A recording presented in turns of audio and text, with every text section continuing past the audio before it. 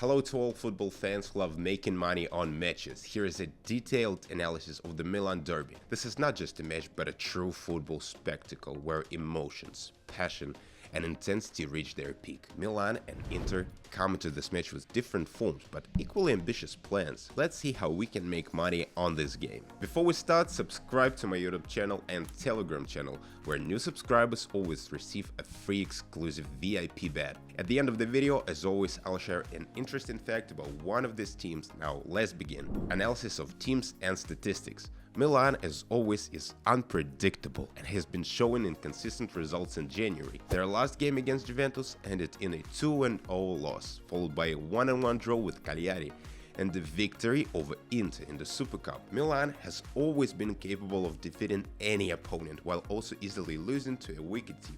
This unpredictability is their unique style. Their average performance stands at 1.8 goals scored per match, 1.1 goals conceded, and 6 corners on average. The main problem for Milan is poor conversion of chances and struggles against teams that play defensively. So what do you think?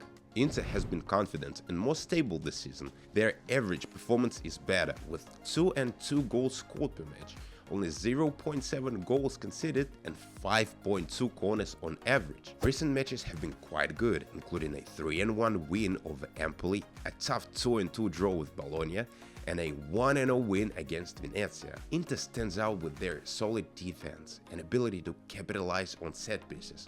And the question is, will they win the championship this season? Write your thoughts in the comments, guys. The clubs have a rich history of encounters, and in their last 5 matches, 2 wins for Milan and 3 for Inter.